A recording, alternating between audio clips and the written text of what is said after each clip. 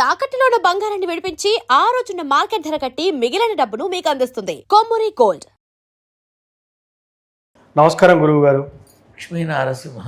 ముఖ్యంగా తెలంగాణ రాజకీయాలు రోజుకొక మలుపు తిరుగుతున్నాయి. అసంతృప్తులతో కానివ్వచ్చు, కొంతమంది కేబినెట్ మినిస్టర్లు సీఎంకి వ్యతిరేకంగా కొంత ప్రాపగండ చేయడం జరుగుతూ ఉంది. సో ముఖ్యమంత్రి గారు, తెలంగాణ ముఖ్యమంత్రి రేవంత్ రెడ్డి గారు ఇంటర్వ్యూ ఇచ్చినప్పుడల్లా 10 సంవత్సరాలు ఈ కుర్చీ నాదే అంటున్నారు. కానీ 5 సంవత్సరాలకి అది పరిమితం అయిపోతుంది. 5 సంవత్సరాల మధ్యలోనే ఏదన్నా ప్రాబ్లం వచ్చే సమస్య ఉందని అంటారు. ఎందుకన్నావు ఆ మాట? జరుగుతున్న పరిస్థితి కానివ్వండి. మన దౌర్భాగ్యం ఏంటంటే ఊహలు, ఆశలు, కోరికలు విపరీతంగా పెరిగిపోతున్నాయి తెలంగాణలో రాజకీయ నాయకులకి. ఓకే, కాంగ్రెస్లో ఓ డజన్ మందికి ముఖ్యమంత్రి అవ్వాలని ఉంది. అందరినీ చేయలేం కదా. డజన్ మందికి అవ్వాలని ఉంది. అవును. బీఆర్ఎస్లో ఒక 60 మందికి ఉంది. నిన్నగాక మొన్న వచ్చిన కవితమ్మకు ఉంది. రేపు జనసేన వస్తే పవన్ కళ్యాణ్ సీఎం అవ్వాలని అక్కడుంది. అవును. ఈ ఎవరికి లేదు? అందరికీ ఉంది. మరీ అసహ్యంగా కాంగ్రెస్లోనే రేవంత్ రెడ్డికి కుంపటి ఉంది. అవును. ప్రత్యర్థులు బయట కాదు, తన వర్గంలోనే, తన ప్రభుత్వంలోనే తనని విభేదించేటటువంటి మనుషులు ఉన్నారు. అవును, ఇది నిజం. ఇంకో 2-3 నెలలు ఇతమిద్దంగా కష్టకాలం అనేది ఉంది రేవంత్ రెడ్డికి. ఓకే, అది దాటిన తర్వాత దారి కొంచెం సాఫీ అవుతుంది. ఓకే. కాబట్టి రేవంత్ రెడ్డి అనబడే మనిషిని కాంగ్రెస్లో 100కి 100% అధినాయకత్వం అంటే రాష్ట్ర ప్రభుత్వంలో అందరూ సహేతుకంగా లేరు. ఓకే. కొంతమంది ఎన్టీఆర్ విగ్రహం పెట్టడం ఏంటి, అవును, కాంగ్రెస్ అయ్యుండి, కొంతమంది సెక్రటేరియట్ ఎదురుగుండా రాజీవ్ గాంధీను, సోనియా గాంధీ రూపంతో తెలంగాణ తల్లిని ఇలా వీళ్ళని పెట్టడం ఏంటి అని కొంతమంది. అవును. కొంతమంది ఏమో ఈయన టీడీపీ పార్టీయా కాంగ్రెస్ పార్టీయా అని కొంతమంది. ఇలా అనేక రకాల అనుమానాలకి అవకాశం తానే ఇచ్చాడు. ఓకే. జూబ్లీ హిల్స్ ఉప ఎన్నికలు ఏవైతే ఉన్నాయో నేను టికెట్ కూడా అనౌన్స్ చేయకముందే సెప్టెంబర్లో చెప్పా, జూబ్లీ హిల్స్ టికెట్ నవీన్ యాదవ్కి వస్తుంది, అసెంబ్లీకి వెళ్ళి అధ్యక్ష అని తీరుతాడు, ఈసారి ఎవ్వరి వల్ల కాదు అన్నా. అదే జరిగింది. మాధ్యమాల్లో ఉంది. అవును, నేను చెప్పాల్సిన పని లేదు. ఆల్రెడీ అందరూ చూసిన వాళ్ళు ఉన్నారు, నా దగ్గరకు వచ్చిన వాళ్ళు ఉన్నారు.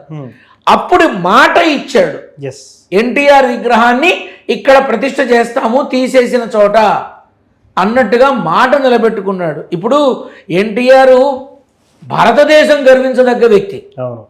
కాబట్టి పెట్టడంలో తప్పు లేదు.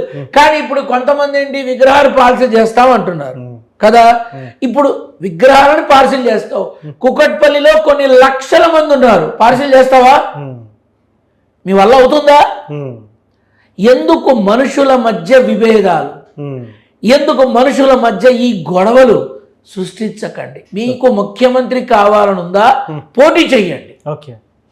మీకు రాజకీయాల్లో పెను సంచలనం సృష్టించాలని ఉంటే గట్టిగా నిలబడండి. అంతేగాని ప్రాంతీయ విభేదాలు, ప్రజల మధ్య చిచ్చు, అక్కర్లేని గొడవలు ఇవి వద్దు.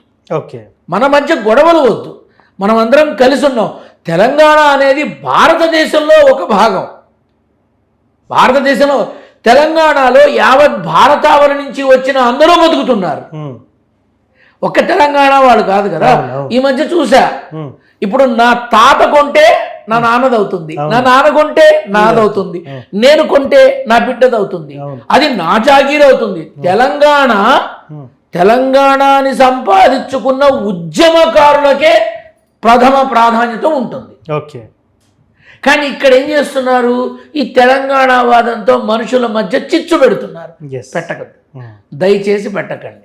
ఇప్పుడు కాంగ్రెస్లో ఇంతమంది సీనియర్లు ఉంటే నిన్నగాక మొన్న వేరే పార్టీ నుంచి వచ్చిన వాడికి ఇస్తాడా అని కడుపు మంటతో ఉన్న వాళ్ళు ఉన్నారు, కళ్ళల్లో నిప్పులు పోసుకుంటున్న వాళ్ళు ఉన్నారు. బయటకు వస్తారు ఎవడన్నా?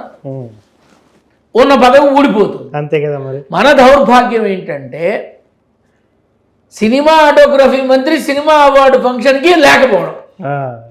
ఏదది అంటే దాన్ని ఎలా అర్థం చేసుకోవచ్చు అంటారు? సయోధ్య లేదు, అంతే. Open secret. ప్రతి వాళ్ళు వాళ్ళ ఇష్టానుసారంగా చేస్తున్నారు అన్నట్టుగా బాహ్య ప్రపంచం మాట్లాడుతోంది. లేకపోతే ఎంతోమంది సీనియర్లు ఉన్నారు, ఈ రోజుకి కూడా వాళ్ళకి కనీసం నామినేటెడ్ పదవులు ఎందుకు రాలేదంటారు? హైకమాండ్. ఆ, అక్కడ వాళ్ళు ఆనందపడితే ఇక్కడ వీళ్ళు ఆనందపడతారు, అక్కడ ఆనందపడకపోతే ఇక్కడ ఏడుపు తప్ప ఏం మిగిలిచి వస్తుంది. అంతే అంటారా? ఇది ఎవడికి తెలీదు. ఆ, అరే ఇవాళ రేపు తండ్రి రే నువ్వు 10th క్లాస్ 1st క్లాస్ వస్తే నీకు బైక్ కొంటా ఉమ్, అంటున్నారా? అంటున్నాడు. పసిబిడ్డ అన్నం తినడానికి ఫోన్ ఇచ్చి ఆ ఫోన్ ఆడుతుంటే పెడుతున్నాం. లంచం మనమే మొదలు పెట్టాం. ఉమ్, ఉమ్, కాబట్టి అక్కడ హైకమాండ్ ఆనందపడకపోతే ఇక్కడ వీళ్ళకి ఏమొచ్చి వస్తుంది? అంతే అంటారా? ఖచ్చితంగా అంట. ఎస్. కాకపోతే ఒక రాష్ట్ర ప్రభుత్వానికి సంబంధించి ప్రతి నిర్ణయం ఇంకో చోట తీసుకోవడం అనేది కరెక్ట్. బాధాకరం. మన కర్మకి తెలంగాణలో అది ప్రస్తుతం మరి ఎక్కువైపోయింది. ఎస్. అది జరగకుండా ఉండాలని నేను కోరుకుంటా. సార్, ముఖ్యంగా ఈ రేవంత్ రెడ్డి పదవీ కాలం కొనసాగుతుందని చెప్పారు. నెక్స్ట్ టర్మ్ అధికార యోగం ఉందా లేదంటారా? మళ్ళీ 2027 అక్టోబర్ నుంచి తెలంగాణలో రాజకీయ సమీకరణలు ఎవడూ ఊహించలేడు. ఓకే. ఎవడు ఊహించలేడు. జనసేనకి బలం పెరుగుతుంది, తెలంగాణలో ఖచ్చితంగా పెరుగుతుంది. రాసుకో. ఆ, ఎందుకు రేపేవో వస్తున్నాయిగా ఈ మున్సిపల్ ఎన్నికలు, అవును. జనసేనను చూస్తారు మీరు అందులో. అర్థమైంది. సో ఇక్కడ విషయం ఏమిటంటే మరో 18 నెలల తర్వాత తెలంగాణలో రాజకీయ సమీకరణలు మారతాయి. బీజేపీ స్వతహాగా ప్రభుత్వ ఏర్పాటు చెయ్యలేదు, చెయ్యబోదు. బీఆర్ఎస్ మద్దతు తీసుకుంటుందంటారా? ఖచ్చితంగా. నిజమంటారా? ఖచ్చితంగా. అసలు పచ్చగడ్డేస్తే నిప్పేసి ఖచ్చితంగా. రాజకీయ కాంక్ష ఉన్నవాడు ధృతరాష్ట్రుడి కౌగిలితో సమానం తప్ప అక్కడ ప్రేమాభిమానాలు ఏముండి చేస్తాయి? నా బొంద ఏముండి చేస్తాయి? ఇప్పుడు ఎంత రాజకీయ కాంక్ష లేకపోతే చంద్రబాబు నాయుడు రాహుల్ గాంధీతో కలిసి తెలంగాణలో పోటీ చేశారు, దుయ్యబట్టారు ఆనాడు, చేశారుగా. నరేంద్ర మోడీని నల్ల బ్యాడ్జీలు పెట్టుకుని ఇందిరాగాంధీ మున్సిపల్ స్టేడియంలో నానా మాటలు మాట్లాడారు. నేను ఆ రోజే అన్నా, ఏ నోళ్ళైతే మాట్లాడుతున్నాయో రేపు భుజాన పల్లకి మోస్తారు వీళ్ళంతా అని.